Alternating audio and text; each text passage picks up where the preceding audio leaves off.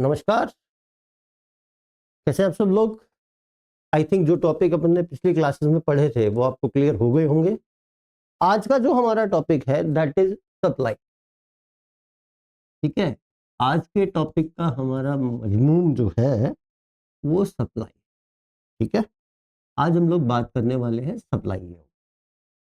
तो सबसे पहले तो यही बात की जाए कि यार सप्लाई होती क्या। तो सिंपल सी बात कि एक सर्टेन पीरियड ऑफ टाइम में गिवन प्राइस पर प्रोड्यूसर जो भी यूनिट्स बेचने को तैयार है किसी कमोडिटी की, उसको अपन क्या कहते हैं, सप्लाई कहते हैं।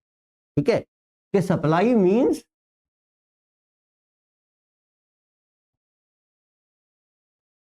Those units of a commodity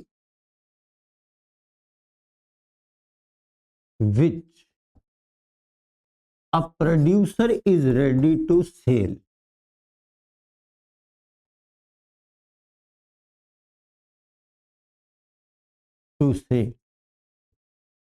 in a particular period of time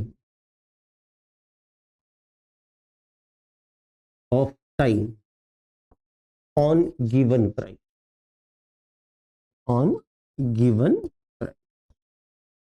ठीक है, एक पर्टिकुलर पीरियड ऑफ टाइम में गिवन प्राइस पर कोई भी प्रोड्यूसर किसी कमोडिटी की जितनी यूनिट्स बेचने को तैयार है, who is ready to sell। ये ध्यान रखने वाली बात है, बेचता इज अ डिफरेंट थिंग, जो वो बेचने को तैयार है उसको अपन क्या कहते हैं, सप्लाई कहते हैं।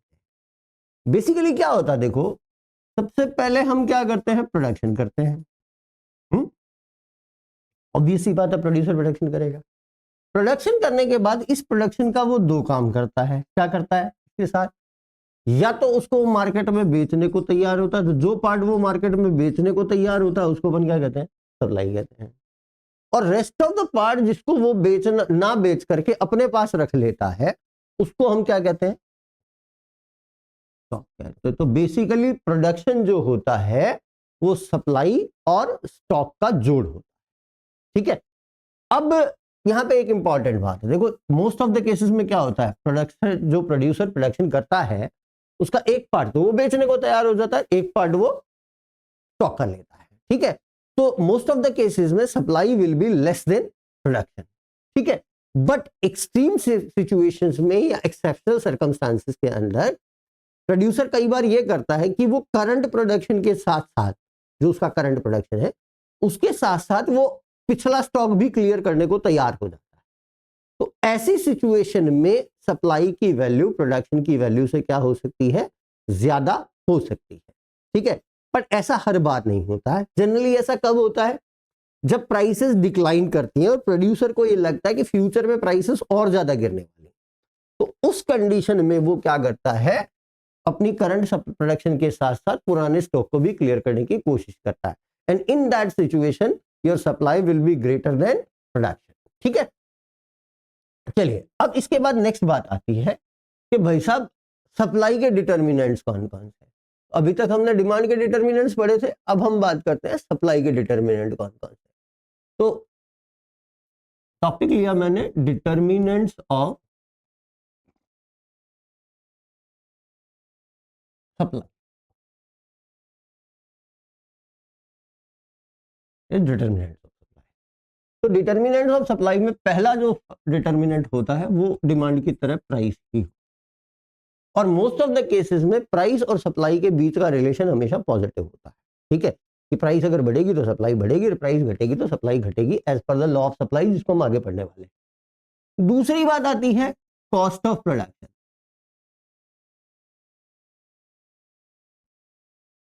कॉस्ट ऑफ प्रोडक्शन, या मैं इसको यूं कहूं फैक्टर प्राइसेस इनपुट प्राइस, क्योंकि जो फैक्टर्स की प्राइस है वो हमेशा प्रोड्यूसर के लिए किसका काम करती है, कॉस्ट का काम करती है।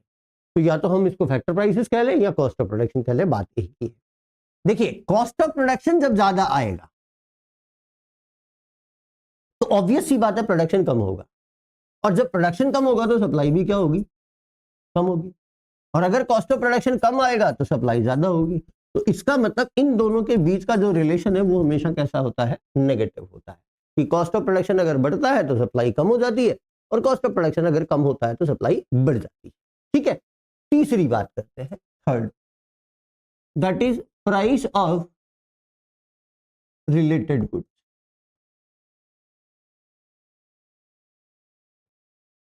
तो प्राइस ऑफ रिलेटेड गुड्स पे जब हम जाएंगे तो वापस दो ही चीजों पे बात करेंगे, कॉम्प्लीमेंट्री गुड्स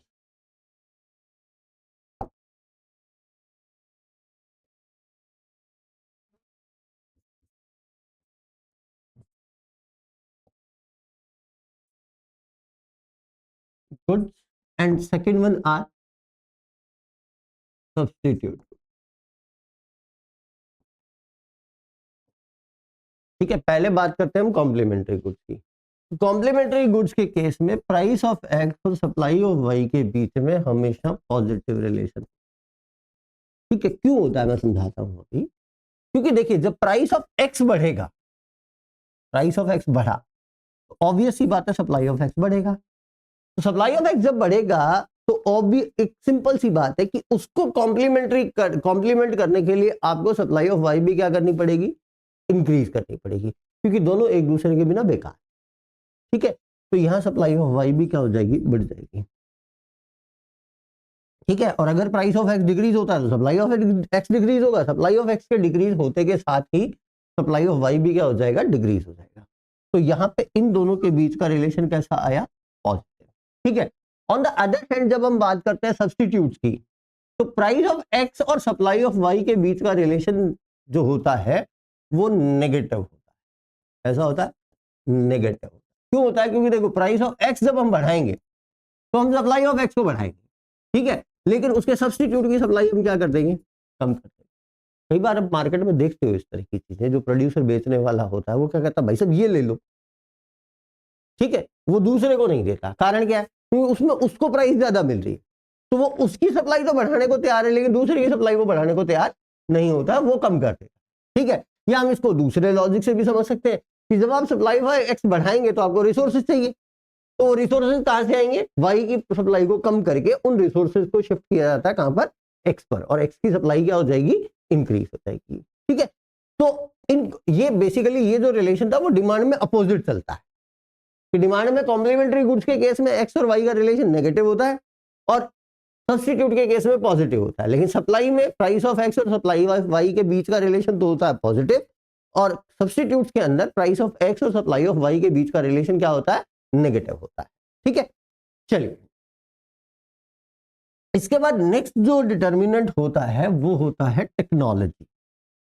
अगला जो मैटर हम डिस्कस करने वाले हैं वो किसका करने वाले हैं, टेक्नोलॉजी। ठीक है, अब इसमें मुझे ज्यादा ज्ञान देने की आपको जरूरत है नहीं, कि टेक्नोलॉजी जैसे जैसे इंप्रूव होती जाएगी वैसे वैसे सप्लाई बढ़ेगी, और अगर टेक्नोलॉजिकल कोई डिस्टर्बेंस आते हैं, कोई डिग्रेड टेक्नोलॉजी होती है तो सप्लाई कम हो जाती है। ठीक है, इसी तरीके से नेक्स्ट डिटर्मिनेंट होता है गवर्नमेंट पॉलिसी। सरकार की नीतियां या गवर्नमेंट की पॉलिसी भी सप्लाई को अफेक्ट करती है।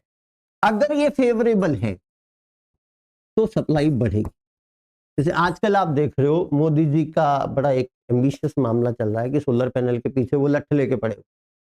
ठीक है, तो सरकार ने सब्सिडी देना शुरू कर दिया सोलर पैनल में, नतीजा क्या निकला, सोलर पैनल की सप्लाई बढ़ रही है। ठीक है, अगर गवर्नमेंट इस पर टैक्स लगा दे तो सप्लाई क्या हो जाएगी, कम हो जाएगी। तो अगर गवर्नमेंट की पॉलिसीज अनफेवरेबल हो जाती है तो आपकी सप्लाई क्या हो जाती है, डिक्रीज हो जाती है। ठीक है, next thing is whether and natural condition.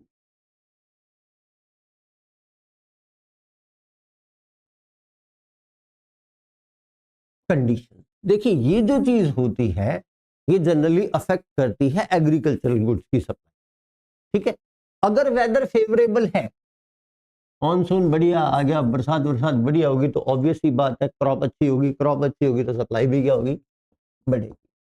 अगर अनफेवरेबल है तो फिर सप्लाई क्या हो जाएगी, डिक्रीज हो जाएगी।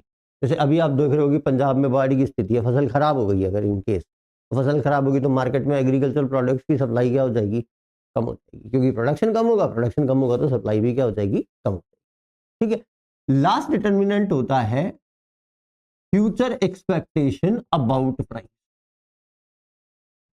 That is future expectation about price. कि प्रोड्यूसर जो है वो फ्यूचर प्राइसेस को लेकर के क्या सोचता है, ठीक है, उसकी एक्सपेक्टेशंस क्या है। अगर एक प्रोड्यूसर को लग रहा है कि फ्यूचर में प्राइसेस यानी कि फ्यूचर प्राइसेस बढ़ने वाली है, तो वो करंट में सप्लाई का लेवल कम करके स्टॉक बढ़ा, ठीक है, क्योंकि वो इंतजार करेगा कि जब प्राइस बढ़ेगी तब मैं सप्लाई। और अगर फ्यूचर एक्सपेक्टेशंस प्राइस के डिक्रीमेंट को लेकर के, तो करंट में सप्लाई क्या कर दी जाएगी, बढ़ा दी जाएगी, और प्रोड्यूसर अपनी जो भी प्रोडक्शन है उसको प्राइसेस के गिरने से पहले ही बेचना पसंद करेगा, ठीक है। तो ये सारी चीजें हो गई, ये वो डिटर्मिनेंट्स हैं जो आपकी सप्लाई को पॉजिटिव या नेगेटिव तरीके से अफेक्ट करते हैं। यहां तक आपको आई थिंक समझ में आ गया होगा। अब इसके बाद नेक्स्ट मैटर है लॉ ऑफ सप्लाई, ठीक है। Next thing is law of supply, ठीक। तो लॉ ऑफ सप्लाई आपको यह बताता है कि अगर किसी कमोडिटी की प्राइस बदलती है तो उसकी सप्लाई पर क्या इफेक्ट होगा, जबकि अदर फैक्टर्स कांस्टेंट है। अदर फैक्टर्स में मैंने आपको भी बहुत सारे फैक्टर्स बताए हैं, वो सारे के साथ। तो basically law of supply will explain the impact of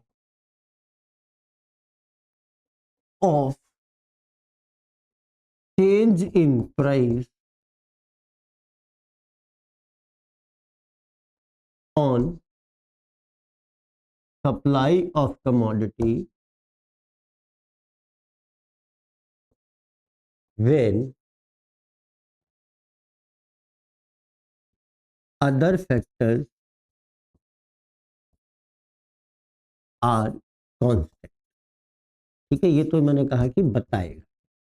अब लॉ ऑफ सप्लाई है क्या, बहुत सिंपल सा लॉ है, ज्यादा कोई ज्ञान नहीं थी इसमें, कि अगर अदर फैक्टर्स कांस्टेंट रहें तो किसी कमोडिटी की प्राइस और उसकी सप्लाई में पॉजिटिव रिलेशन, कि अगर प्राइस बढ़ेगी तो सप्लाई बढ़ेगी और प्राइस अगर घटेगी तो सप्लाई घटेगी, ठीक है। According to this law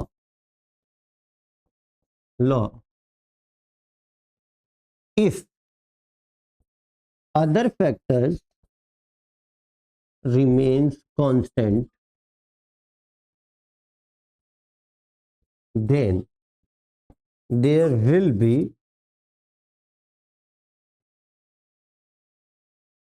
a positive relation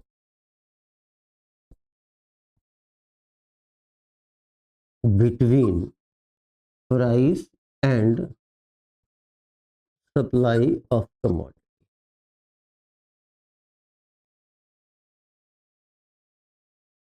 It means if price will increase, supply will increase and vice versa, ठीक है। कि अगर किसी कमोडिटी की प्राइस बढ़ेगी तो उसकी सप्लाई भी बढ़ेगी, और अगर उस कमोडिटी की प्राइस डिक्रीज होती है तो उसकी सप्लाई भी क्या हो जाएगी, डिक्रीज हो जाएगी, ठीक है। जैसे मैंने कहा ये एक शेड्यूल बनाया मैंने, प्राइस और सप्लाई, तो मैंने कहा प्राइस भी बढ़ गई और सप्लाई भी बढ़ गई, ठीक है। इससे अगर हम कोई कर्व बनाते हैं तो हमने ग्राफ पे दिखा दिया 1 2 3 4 and 5, that is supply, and इधर हमने लिया 1 2 3 4 5, दैट इज प्राइस। तो हम एक कर्व बनाते हैं, that curve will be known as, ठीक है। तो अगर आपसे यहाँ पे कोई पूछता है कि भाई सप्लाई कर्व क्या होता है, तो एक सिंपल सी बात, the curve which shows various combinations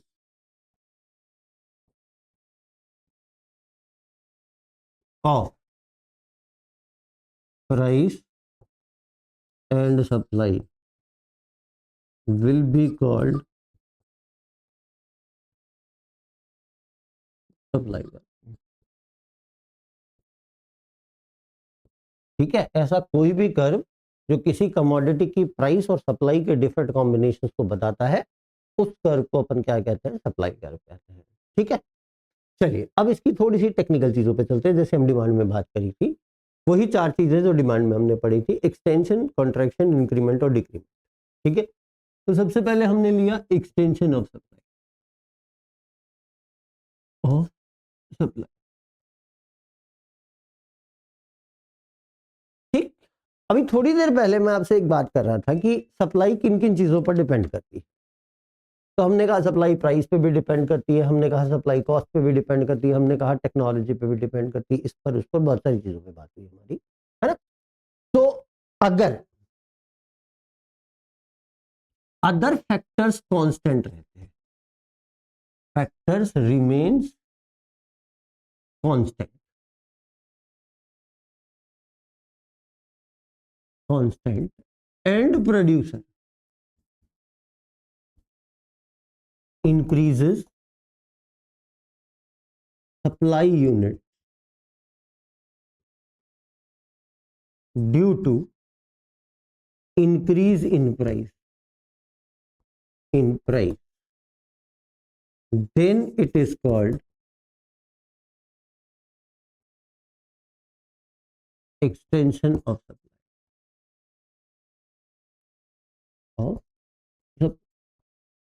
ठीक है, सिचुएशन कौन सी है, ये मैंने कहा ये प्राइस है P1, सप्लाई है S, प्राइस इंक्रीज होके चली गई P2 पे और सप्लाई इंक्रीज होके चली गई S2, तो this is extension of supply. जब भी एक्सटेंशन ऑफ सप्लाई हो रहा है, आपको एक बात ध्यान रखनी पड़ेगी कि you are moving on the same supply. आप किस साइड जा रहे हैं, इस साइड जा रहे हैं, तो ये कौन सा मूवमेंट है, राइटवर्ड मूवमेंट। ठीक है, क्वेश्चन कभी भी सीधा नहीं आता, उल्टा सुल्टा करके पूछता। तो इसको हम दूसरे तरीके से समझाने जाए, मैंने यहाँ सप्लाई ले रखी है और यहाँ मैंने प्राइस ले रखी है, तो मैं इसको ये भी कह सकता हूं कि इन अदर वर्ड्स, जिसपे क्वेश्चन कभी कभी आता है, words rightward movement, rightward movement along the same supply curve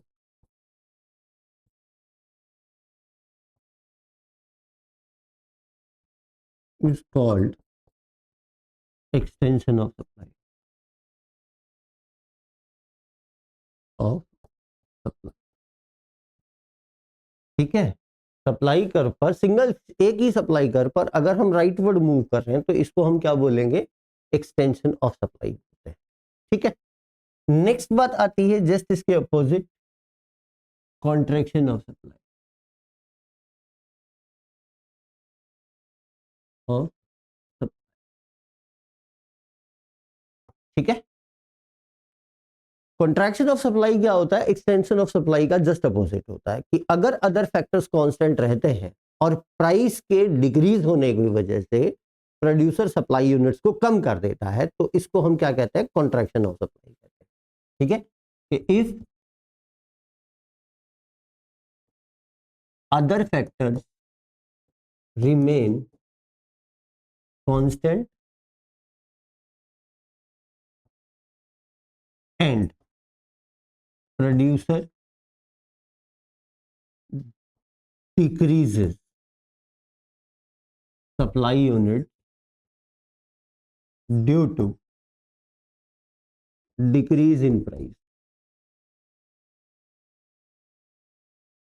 then it is called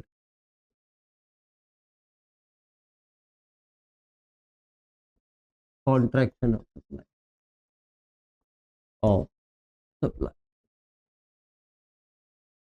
ठीक है, इसको जस्ट अपोजिट कर दीजिए। भाई साहब आपको क्या हो गया,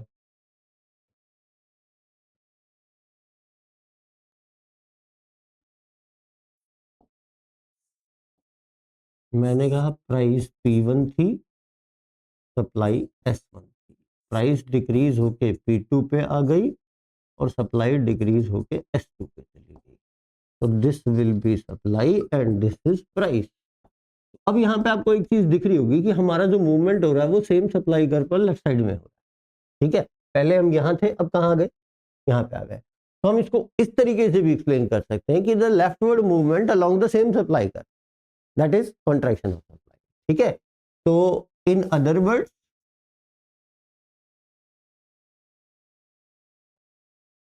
leftward movement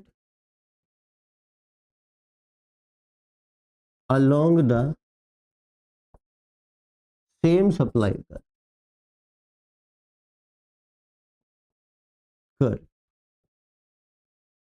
will be called contraction of supply of supply। यहाँ पे एक बात बड़ी इंपॉर्टेंट है समझने वाली कि भाई साहब जब भी एक्सटेंशन और कॉन्ट्रैक्शन होते हैं सप्लाई के तो ना तो सप्लाई कर्व शिफ्ट होता है। ठीक है, सप्लाई कर्व आपका क्या नहीं होता है, शिफ्ट नहीं होता है। Either you will move upward और राइटवर्ड और यू विल मूव डाउनवर्ड और लेफ्टवर्ड। ठीक है, बट दोनों ही सूरतों में आप सेम ही सप्लाई कर्व पर रहने वाले हैं, आपका सप्लाई कर्व बदलेगा नहीं। या तो आप उस सप्लाई कर्व पर राइट साइड मूव करेंगे या उस सप्लाई कर्व पर लेफ्ट साइड मूव करेंगे। ठीक है, अगर लेफ्ट साइड मूव कर रहे हैं इसका मतलब कॉन्ट्रैक्शन हो रहा है सप्लाई का, और अगर आप राइट साइड में मूव कर रहे हैं तो इसका मतलब है एक्सटेंशन हो रहा है सप्लाई का। ठीक है, तो extension and contraction will always occur on the same supply curve. Is it clear to all of you? Next thing, now we move on to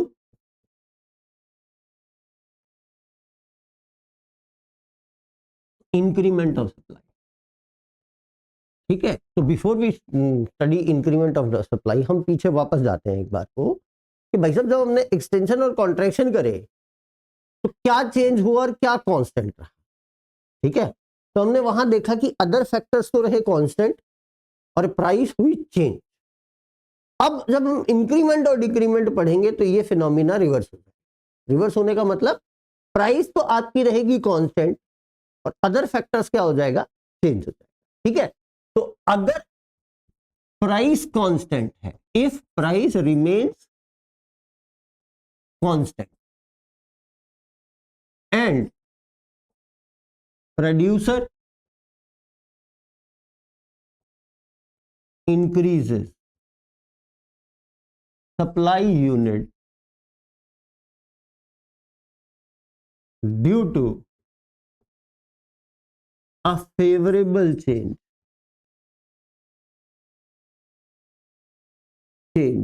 in other factors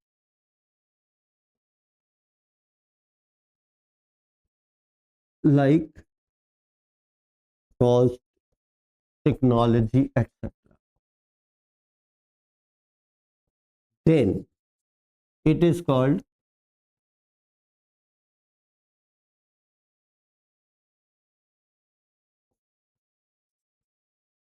increment of supply।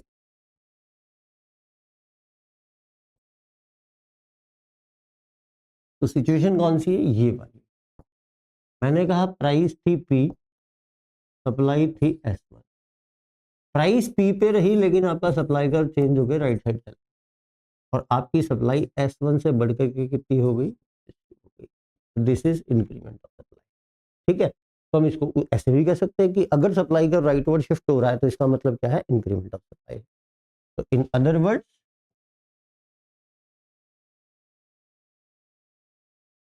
Rightward shift of supply is called increment of supply।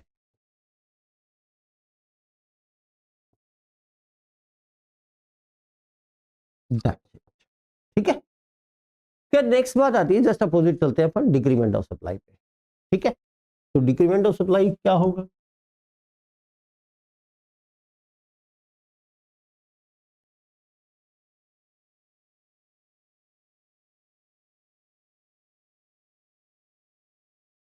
Decrement of supply if price remains constant and producer decreases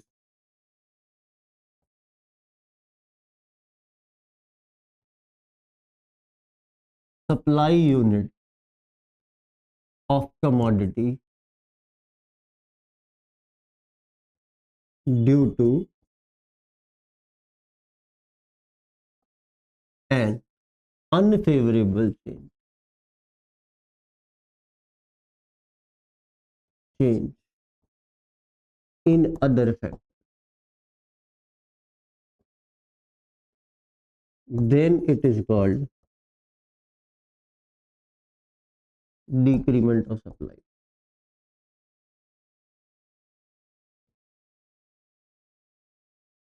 supply, ठीक है। अब की बार आपका supply curve shift हो जाएगा left side, S2 and this is S. This is decrement of supply, या यूं कहें leftward shift of supply curve is called decrement of supply.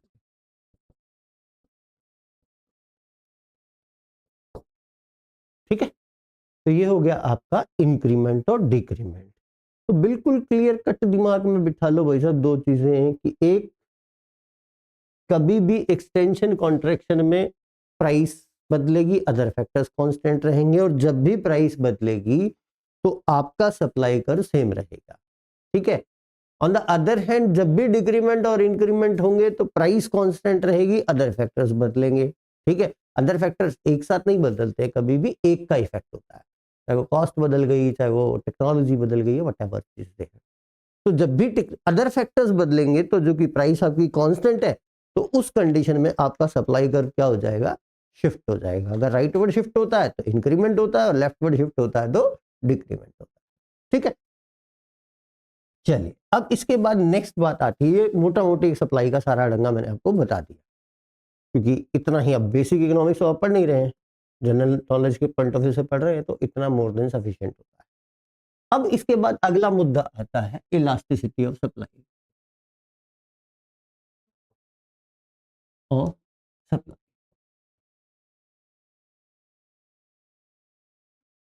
ठीक है। तो सबसे पहली बात, इलास्टिसिटी ऑफ सप्लाई क्यों पढ़ी जाए, तो वही कारण जिसकी वजह से हम इलास्टिसिटी ऑफ डिमांड पढ़ते हैं, सेम रीजन होता है कि लॉ ऑफ सप्लाई आपको ये बता देता है कि प्राइस में चेंज का सप्लाई पर क्या इफेक्ट होगा, कितना होगा नहीं बताता। तो कितना इफेक्ट अगर किसी कमोडिटी की प्राइस के चेंज का सप्लाई पर होगा, ठीक है, उसको अगर हमें जानना है तो वो हम क्या पढ़ेंगे, फिर इलास्टिसिटी ऑफ सप्लाई पढ़ते हैं। ठीक है। तो इसका मतलब elasticity of supply will show the amount of relationship between price and supply. ठीक है। Elasticity of supply explain the magnitude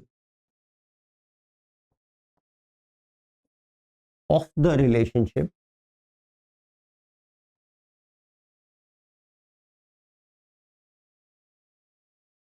between price and supply। ठीक है।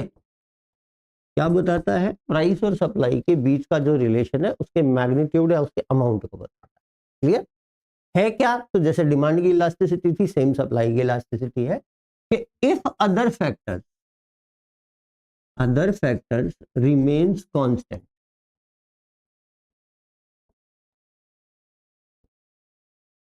then due to proportionate change in price of commodity,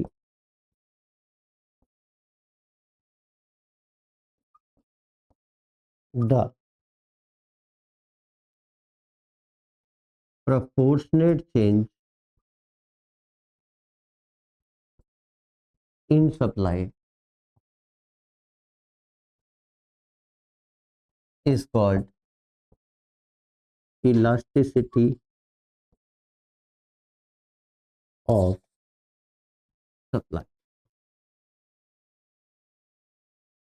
ठीक है, अगर other factors constant रहते हैं तो प्राइस के प्रोपोर्शनेट चेंज से सप्लाई का प्रोपोर्शनेट चेंज क्या कहलाता है? इलास्टिसिटी ऑफ सप्लाई कहलाता है। तो इसको हम कैसे डिनोट करें? तो मैंने कहा elasticity of supply is nothing proportionate change in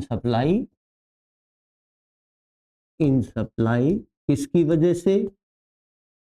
due to proportionate change in price। ठीक है, अब निकालना वैसे ही खोल लो जैसे डिमांड में खोला था। Change in supply upon initial supply divide कर दीजिए change in price upon initial price. इसको लिख दिया मैंने डेल्टा एस, इसको लिख दिया एस, इसको लिखा डेल्टा पी, इसको लिखा पी। खोल ले तो ये क्या आ जाएगा? E S equals to delta S upon S, P चला गया ऊपर, डेल्टा पी आ गया नीचे। तो एंड रिजल्ट जो आपका आएगा that will B delta S upon delta P into P upon S. This is your elasticity of supply. ठीक है, तो इस तरीके से अपन क्या कैलकुलेट करते हैं? इलास्टिसिटी ऑफ सप्लाई का फॉर्मूला डिराइव कर लेते हैं। अब अगली बात आती है इलास्टिसिटी ऑफ सप्लाई की डिग्रीज कौन कौन सी होती है? तो वही 5 डिग्रीज इलास्टिसिटी ऑफ सप्लाई की होती हैं जो 5 डिग्री इलास्टिसिटी ऑफ डिमांड की होती है। Same, nothing, there is no change in degrees of elasticity. So your first supply degree is perfectly elastic supply। ये मैंने कहा elasticity of supply equal to infinite.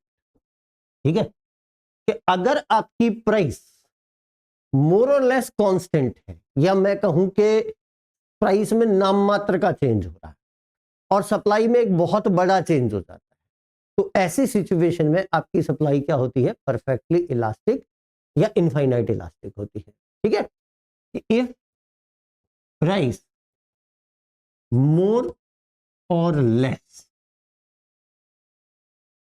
remain constant and there is a large change in supply, then supply will be perfectly elastic और ES will be infinite। ठीक है, ऐसी situation में आपका जो सप्लाई कर्व होगा वो पैरेलल टू एक्स एक्सिस होगा। This is S1 and this is S2, elasticity equals to infinite. ठीक है, तो इसको हम हॉरिजॉन्टल सप्लाई कर्व कहते हैं। तो सप्लाई कर्व हॉरिजॉन्टल कह लीजिए, या मैं कहूं कि एक्स एक्सिस के पैरेलल होता है, ये सब एक ही बीमारियां हैं। तो supply curve will B horizontal. ठीक है, नेक्स्ट बात आती है हाईली इलास्टिक सप्लाई।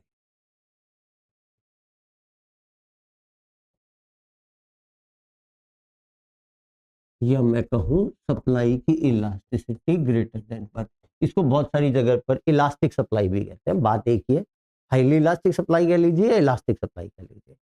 तो जब प्राइस का चेंज तो होता है कम और सप्लाई का चेंज होता है ज्यादा, when the change in supply is greater than change in price, then your supply will be highly elastic और सप्लाई विल बी इलास्टिक। ठीक है, तो when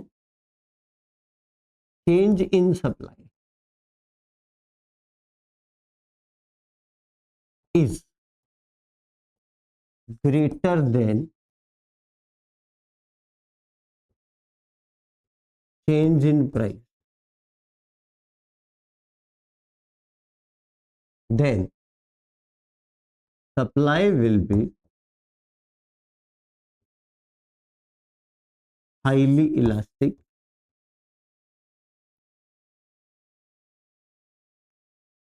or elasticity of supply will be greater than 1। तो यहां पे हमने क्या करना है, इसको हल्का सा अदा कर दीजिए। S1 से S2 हो गई आपकी सप्लाई और P1 से P2 हो गई आपकी प्राइस। तो प्राइस का चेंज कम और सप्लाई का चेंज ज्यादा, इलास्टिसिटी ग्रेटर देन 1। हो गया खाता पूरा इसका भी। थर्ड कैटेगरी जो होती है, थर्ड डिग्री जो होती है, that is unitary elastic supply.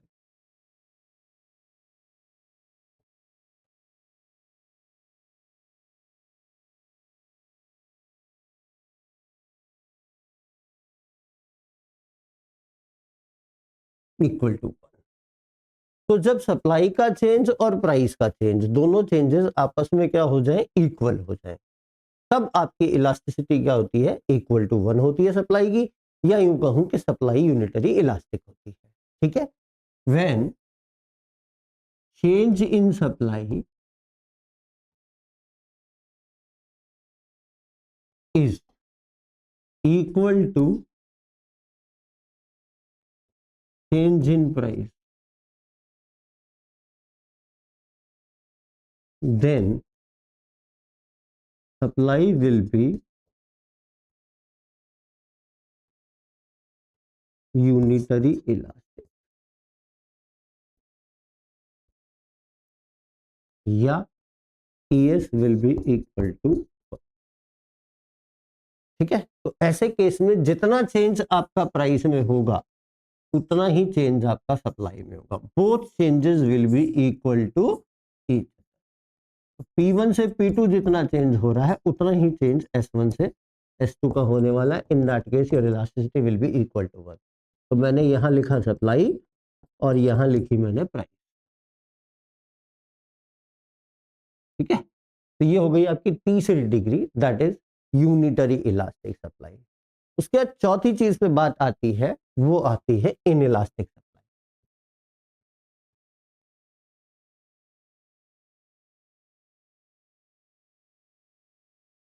Supply या इलास्टिसिटी लेस देन 1। तो जब आपकी प्राइस का चेंज हो जाता है ज्यादा और सप्लाई का चेंज हो जाता है कम, ठीक है, and the change in supply is less than change in price, then your supply will be unitary sorry less elastic, और मैं कहूं इन इलास्टिक होती है। ठीक है। When change in supply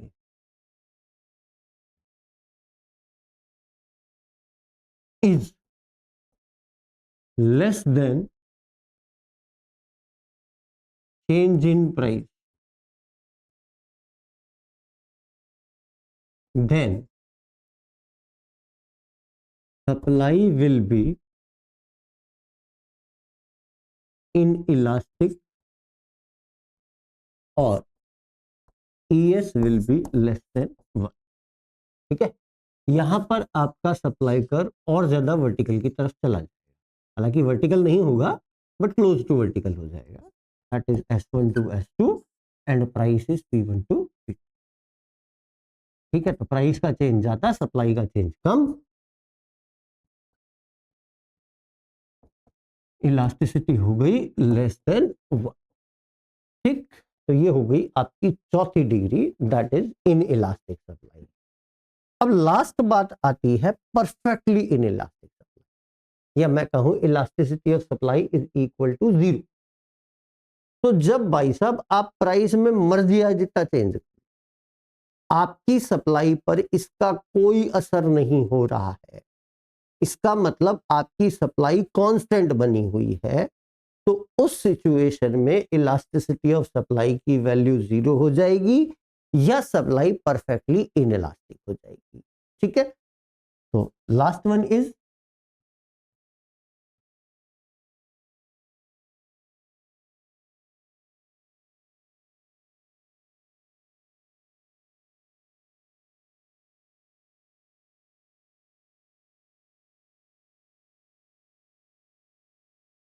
See, when change in price, when change in price doesn't affect supply, ठीक है, it means supply remains constant.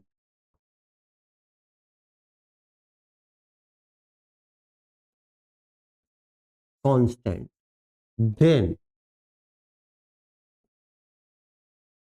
supply will be perfectly inelastic. Inelastic. और ES will be 0. ठीक है, तो यहां पे आपका सप्लाई कर्व एग्जैक्टली वर्टिकल हो जाएगा और प्राइस के चेंज सप्लाई को अफेक्ट करना बंद कर देंगे, ठीक है, और सप्लाई क्या हो जाएगी, कांस्टेंट, ठीक है, कांस्टेंट हो जाएगी। अब यहां पर भी एक बात ध्यान रखने वाली है कि जैसे अपन ने इलास्टिसिटी और स्लोप की बात डिमांड कर्व में करी थी, इलास्टिसिटी और डिमांड के दौरान करी थी, वो सेम चीजें हमें यहां भी देखने को मिलेंगी कि अगर इलास्टिसिटी की वैल्यू इनफाइनाइट है तो ऑब्वियस सी बात है स्लोप 0 हो जाएगा, और अगर स्लोप की वैल्यू 0 है तो इलास्टिसिटी क्या हो जाएगी, इनफाइनाइट हो जाएगी। तो सप्लाई के भी केस में वो चीज परफेक्टली अप्लाई होती है कि इलास्टिसिटी और स्लोप हमेशा एक दूसरे के अपोजिट चलेंगे। अगर स्लोप बढ़ेगा तो इलास्टिसिटी घटेगी, स्लोप घटेगा इलास्टिसिटी बढ़ेगी, ठीक है। इसको आपको वैसे के वैसे लेके चलना है जैसे आप डिमांड में लेके चले थे। मैं इसको बहुत ज्यादा नहीं खींच रहा हूँ क्योंकि डिमांड वाले वीडियो में मैंने बहुत अच्छे से स्लोप और इलास्टिसिटी के बीच का मामला आपको अच्छे से एक्सप्लेन कर दिया था। तो इसको मैं वापस एक हिंट दे रहा हूँ आपको, या यूं कहें कि एक थोड़ा सा क्विक रिवीजन मैंने आपको दिया कि इलास्टिसिटी और स्लोप हमेशा एक दूसरे के क्या चलते हैं, अपोजिट चलते हैं। अगर इलास्टिसिटी बढ़ेगी तो स्लोप घटेगा और इलास्टिसिटी घटेगी तो स्लोप बढ़ेगा, ठीक है। Elasticity 0, slope infinite, elasticity infinite, slope will be 0, ठीक है। चलिए अब इसके बाद नेक्स्ट मैटर आया कि इलास्टिसिटी ऑफ सप्लाई का मेजरमेंट कैसे होता है। तो मोटे तौर पर हम वही मेथड्स काम में लेने वाले हैं जो सारे हमने इलास्टिसिटी ऑफ डिमांड के बीच में लिए थे, है ना। जब हमने इलास्टिसिटी ऑफ डिमांड की बात करी थी तो जो मेथड हमने काम में लिए थे मोटे तौर पर हम लगभग वही मेथड काम में लेने वाले, एक दो मेथड अलग हो जाता है। अलग क्या हो जाता है, टोटल एक्सपेंडिचर मेथड यहाँ पे काम नहीं करता है, ठीक है। चलिए पहली तो मैंने लिया measurement of elasticity of supply. पहला मेजरमेंट जो है, पहला मेथड जो है वो सेम डिमांड की तरह ही है। कौन सा है, परसेंटेज मेथड। पहला मेथड कौन सा है, परसेंटेज मेथड। और तभी काम में लेना है जब प्राइस और सप्लाई के चेंज या तो आपको परसेंटेज में दे रखे हैं या उनको परसेंटेज में बदलना आपके लिए पॉसिबल, ठीक है। This method will be used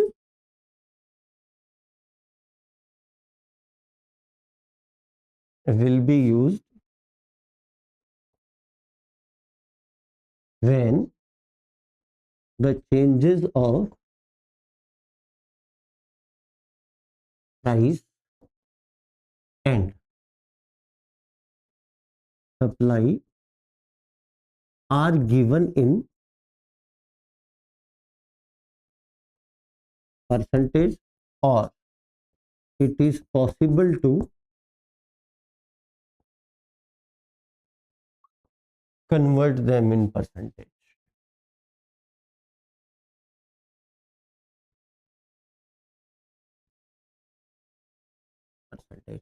formula भी वही है, ES equals to percentage change in supply divided by percentage change in price, ठीक है। अच्छा, अगर परसेंटेज चेंज इन सप्लाई आपको कैलकुलेट करना पड़ता है तो परसेंटेज चेंज इन सप्लाई कैसे कैलकुलेट करेंगे, in supply equal to delta S upon S into 100। यहां से आपका सप्लाई का परसेंटेज चेंज आ जाएगा। और अगर आपको प्राइस का परसेंटेज चेंज कैलकुलेट करना है तो percentage change in price that will be equal to delta P upon P into 100।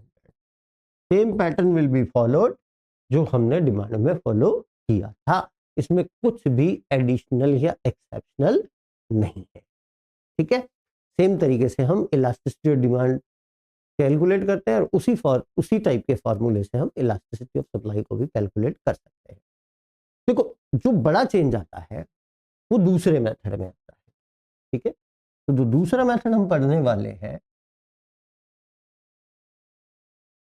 That is geometric method.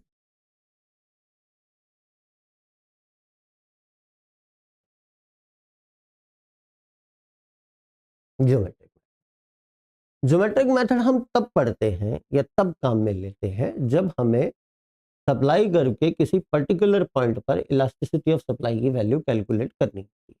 ठीक है, when we have to calculate elasticity at a particular point of supply. ठीक है, तो this method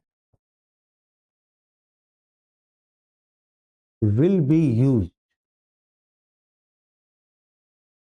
when we have to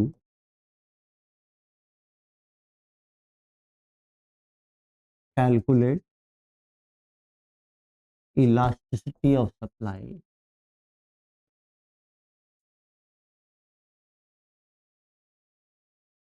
of supply at a particular point of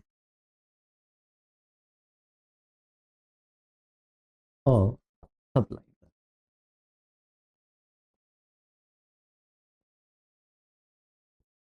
ठीक है, particular point of supply कर किसी एक सप्लाई कर मतलब सप्लाई करके पर्टिकुलर पॉइंट पर हमें इलास्टिसिटी निकालनी है तो हम उसको क्या कौन सा मेथड को यूज करने वाले हैं? ज्योमेट्रिक मेथड को यूज करने वाले। अब प्रॉब्लम क्या है? देखो, जब हम डिमांड में ज्योमेट्रिक मेथड काम में लेते हैं इलास्टिसिटी कैलकुलेट करने के लिए तो आपको डिमांड कर्व का शुरू भी पता होता है, बिगिनिंग भी पता होता है, एंड भी पता होता है। वाई एक्सिस से शुरू होता है, एक्स एक्सिस पे खत्म हो जाता है। लेकिन सप्लाई कैन बी इनफाइनाइट। तो वो जो तरीका हम इलास्टिसिटी के केस में यूज करते थे डिमांड के केस में कि lower segment of the upon upper segment, उस तरीके को हम इस यहां पे काम में नहीं ले सकते। तो यहाँ पे किसी और तरीके से को हमें यूज करना पड़ेगा और वो तरीका ये होता है कि हम उस पॉइंट के या उस पॉइंट के बिहाफ पर इलास्टिसिटी निकालते हैं। ठीक है, जहां से सप्लाई कर्व ओरिजिनेट होता है, यानी कि जहां से सप्लाई कर्व शुरू होता है। ठीक है, तो यहां पर सप्लाई कर्व के ओरिजिन के बिहाफ पर हम इलास्टिसिटी की वैल्यू कैलकुलेट करते हैं। पहली बात तो ये भी ध्यान रखने वाली है कि ज्योमेट्रिक मेथड कभी भी एब्सोल्यूट वैल्यू नहीं देता। वो वही बताता है greater than 1, less than 1, equal to 1। इतना ही हमें पता लगता है, इससे ज्यादा तो हमें पता लगता नहीं है। तो लेकिन वहां इलास्टिसिटी ऑफ डिमांड में जहां हमने lower segment upon upper segment किया, वो प्रोसीजर अब इलास्टिसिटी ऑफ सप्लाई में काम का नहीं है, क्योंकि सप्लाई कैन बी इनफाइनाइट। तो सप्लाई खत्म कहां होगा जा करके ये हमें नहीं पता, लेकिन हमें ये पता होता है कि सप्लाई कर्व स्टार्ट कहां से हो रहा है।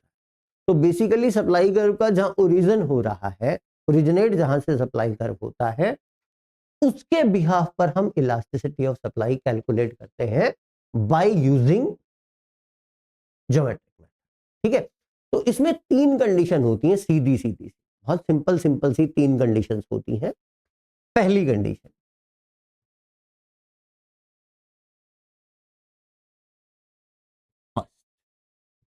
If supply curve starts from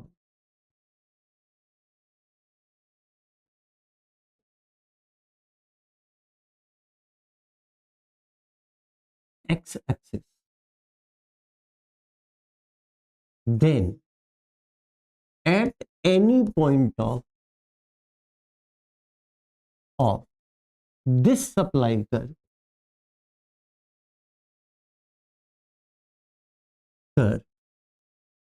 elasticity of supply will be greater than, ठीक है, कि अगर कोई सप्लाई कर्व एक्स एक्सिस से शुरू हो रहा है तो उसके किसी पर्टिकुलर पॉइंट पर अगर इलास्टिसिटी निकाली जाएगी तो it will be greater than 1 होगी। अब आपके सवाल आना चाहिए कि सर क्यों होगी। तो देखो, बेसिकली मैंने कहा ये एक सप्लाई कर्व है, ठीक है, जो वाई एक्सिस से स्टार्ट हो, राइट। इसके किसी पर्टिकुलर पॉइंट पर इलास्टिसिटी निकालनी है, मुझे इस ए पॉइंट पर इलास्टिसिटी कैलकुलेट करनी है। तो अपन क्या करेंगे, इसको नीचे तक ले जाओ, ठीक है, इसको थोड़ा सा मैं रेक्टिफाई कर देता हूँ, इसको मैंने नीचे तक बढ़ा दिया,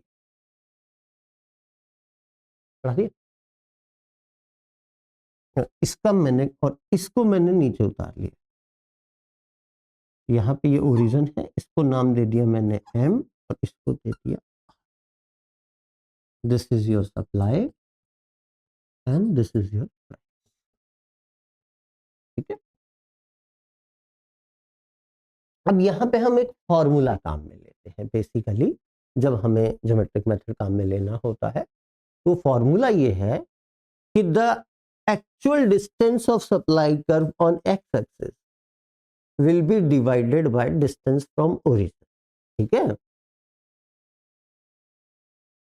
ES equals to actual distance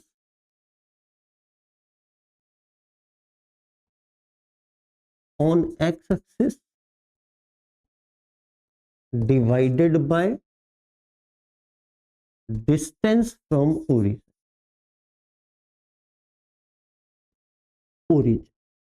ठीक है। ये फॉर्मूला हमने काम में लिया। अब देखो, अगर मैं एक्स एक्सिस पर सप्लाई कर्व की एक्चुअल डिस्टेंस देखता हूं तो वो यहां से लेके यहां तक आती है, ये मैं कैलकुलेट कर रहा हूं इलास्टिसिटी ऑफ सप्लाई एट ए, ठीक है। तो वो डिस्टेंस एक्चुअल कितनी है, एम से लेके आर, ठीक। और अगर मैं डिस्टेंस फ्रॉम ओरिजिन कैलकुलेट करने जाता हूं तो वो आती है ओ से लेके आर, ठीक है, दैट इज ओ। अब आपको साफ साफ दिखाई दे रहा है कि जो एम आर की वैल्यू है that is greater than O R, this is the value of M R and this is the value of O R. अब एम आर की वैल्यू आपको साफ साफ दिख रही है ओ आर से ज्यादा, तो जब भी न्यूमरेटर की वैल्यू डिनोमिनेटर की वैल्यू से ज्यादा होगी तो your elasticity will be always greater than 1। अब ये पॉइंट कहीं पे भी हो तो ये जो डिस्टेंस न्यूमरेटर की ज्यादा है एक्चुअल डिस्टेंस में, वो हमेशा ज्यादा ही रहेगी।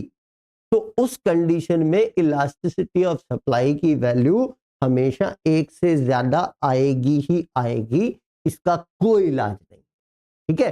तभी मैंने क्या लिखा कि अगर सप्लाई कर्व वाई एक्सिस से शुरू हो रहा है तो उसके किसी भी पॉइंट पर आप इलास्टिसिटी निकालिए, उसकी वैल्यू हमेशा क्या आएगी, ग्रेटर देन 1 ही आएगी और कोई इलाज आपके पास नहीं। क्लियर। नेक्स्ट बात है number 2, if supply curve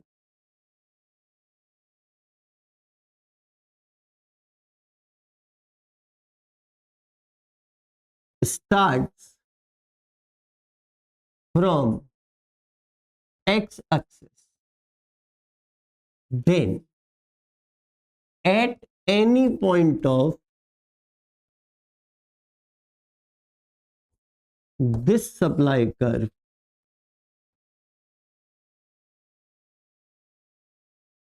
elasticity of supply will be equal to 1, ठीक है। अगर हमारा सप्लाई कर्व एक्स एक्सिस से शुरू हो रहा है तो उसके किसी भी पॉइंट पर इलास्टिसिटी ऑफ सप्लाई की वैल्यू 1 के बराबर आएगी। जैसे मैंने कहा ये मेरा एक सप्लाई कर्व है, ठीक है, और मुझे इसके इस आर पॉइंट पर इलास्टिसिटी कैलकुलेट करनी है। तो अब मैं इस आर पॉइंट को नीचे उतार लेता हूं, इसका यहां ले लिया मैं, तो ये पॉइंट को नाम दे दिया मैंने ओ एम, ठीक है, ओ एम मैंने इसको नाम दे दिया, ये प्राइस है ये अपने पास में, OM नाम मैंने इसको दे दिया। अब आपको दिख रहा होगा हमारा फॉर्मूला वही पुराने वाला है जो पिछले सेगमेंट उसमें काम में लिया था कि actual distance upon distance from origin. अब यहां से जब आप देखने जाते हैं तो आपको दिख रहा है कि अगर मैं ES एट R कैलकुलेट करता हूं तो the actual distance of supply curve is OM as well as the distance from origin is also OM, क्योंकि यही तो एक्चुअल डिस्टेंस है और यही क्या है, डिस्टेंस फ्रॉम ओरिजिन है। तो उस केस में इलास्टिसिटी ऑफ सप्लाई की वैल्यू क्या आ जाएगी, 1। क्लियर हो गई बात। तो सेकंड थिंग हो गई कि अगर कोई सप्लाई कर्व ओरिजिन से शुरू होता है तो उसके किसी भी पॉइंट पर इलास्टिसिटी ऑफ सप्लाई की वैल्यू हमेशा क्या होती है, 1 होती है। ठीक है। तीसरी बात, थर्ड, अब तीसरी जगह कौन सी बची, सप्लाई कर्व एक्स एक्सिस से शुरू हो सकता है और तो कहीं से हो ही नहीं सकता, आइदर वाई एक्सिस और एक्स एक्सिस और ओरिजिन। तो if supply curve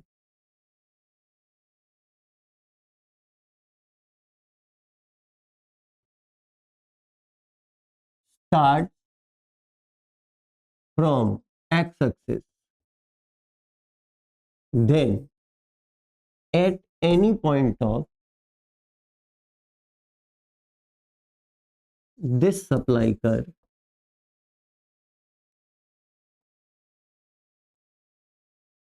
ES will be equal to, sorry, ES will be less than। ठीक है, क्यों होगा देखते हैं। अब की बार मैंने सप्लाई कर्व को स्टार्ट किया यहां, ठीक है, और मुझे इसके इस R पॉइंट पर या A पॉइंट पर इलास्टिसिटी कैलकुलेट करनी है। तो मैंने नाम दिए ये O, ये M और इसको नीचे उतार के ये हो गया। ठीक है, वही तरीका है हमारा जो पहले काम में लेते आ रहे हैं। ऐसी सूरत में आपको दिख रहा होगा अगर मैं ES एट A कैलकुलेट करता हूं तो मेरा डिस्टेंस फ्रॉम ओरिजिन हो जाता है MR और मेरा सॉरी एक्चुअल डिस्टेंस हो जाता है MR और मेरा डिस्टेंस फ्रॉम ओरिजिन हो जाता है OR। अब बिकॉज OR की वैल्यू ज्यादा है और MR की वैल्यू कम है तो ये रिजल्ट क्या आएगा, लेस देन 1 ही। ठीक है, तो अगर कोई भी सप्लाई कर्व कहां से स्टार्ट हो रहा है, वाई एक्सिस से स्टार्ट, सॉरी एक्स एक्सिस से स्टार्ट हो रहा है और उसके किसी पॉइंट पर इलास्टिसिटी कैलकुलेट की जाएगी तो उसकी वैल्यू क्या आएगी, लेस देन 1 आएगी। ठीक है, अगर कोई सप्लाई कर्व ओरिजिन से स्टार्ट हो रहा है और उसके किसी पॉइंट पर इलास्टिसिटी कैलकुलेट की जाएगी तो वो इक्वल टू 1 आएगी। मैंने आपको बता दिया कैसे आएगी। और अगर एक्स एक्सिस से स्टार्ट हो रहा है और उसके किसी पॉइंट पर वाई एक्सिस से स्टार्ट हो रहा है और उसके किसी पॉइंट पर इलास्टिसिटी निकाली जाएगी तो वो ग्रेटर देन 1 आएगी। ठीक है, तो ज्योमेट्रिक मेथड आपको इतना ही बता पाएगा यहाँ पे कि elasticity of demand greater than 1 है, elasticity of demand sorry elasticity of supply greater than 1 है, elasticity of supply equal to 1 है या elasticity of supply less than 1। ठीक है, अब दो मेथड और बचते हैं जो डिमांड में भी थे यहां पे भी है। पहला प्रोपोर्शनेट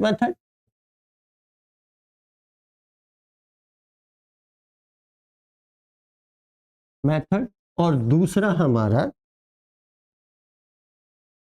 आर्क।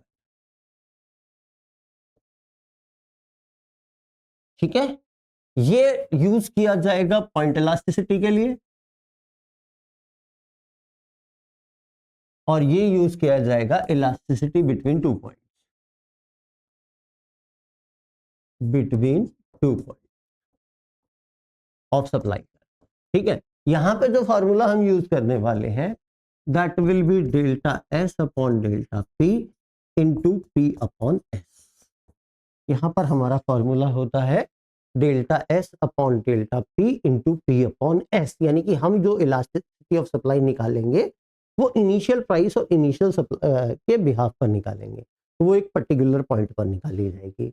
और जब हम आर्क मेथड को यूज करेंगे तो then our formula will be ES equals to delta S upon delta P into P1 plus P2 upon S1 plus. ठीक है, तो यहां पे देखो ये दोनों ही मेथड्स के अंदर इंफॉर्मेशन जो प्रोवाइड कराई जाती है वो सेम कराई जाती है। तो यहां पे एक बात आप हमेशा ध्यान रखिएगा कि जब भी आपको पॉइंट इलास्टिसिटी कैलकुलेट करनी हो तो आप इसको काम में लेंगे, अदरवाइज बाय डिफॉल्ट जो मेथड काम में लिया जाता है इलास्टिसिटी ऑफ सप्लाई को कैलकुलेट करने का, वो आर्क मेथड होता है। ठीक है, तो ये आपके मेथड्स हैं जिनके थ्रू हम इलास्टिसिटी ऑफ सप्लाई को कैलकुलेट करते हैं। ठीक है, तो at this point your topic related to supply and elasticity of supply gets over. यहाँ के आपके ये दोनों टॉपिक पूरे हो जाते हैं। ठीक है, अगली क्लास में जब हम बात करेंगे तो हम प्राइस डिटर्मिनेशन की बात करेंगे, जहां डिमांड और सप्लाई के इक्विलिब्रियम से हम प्राइस को डिटरमाइन करने वाले हैं। ठीक है, तो इसको आराम से पढ़ लीजिए तसल्ली से, आराम से, बहुत इजी टॉपिक है, कोई ज़्यादा जोर आपको आएगा नहीं, इजीली आप समझ पाएंगे। कल जब हम मिलेंगे, कल का टॉपिक थोड़ा सा कंसेप्चुअल और उसको समझना ही पड़ता है, उसको याद नहीं किया जा सकता, तो उस पर अपन कल बात करने वाले हैं। That will be equilibrium of demand and supply और price determination through demand and supply. चलिए कल मिलते हैं वापस अगली क्लास में, तब तक के लिए नमस्ते, शुभ रात्रि, शबा खैर। Thank you very much.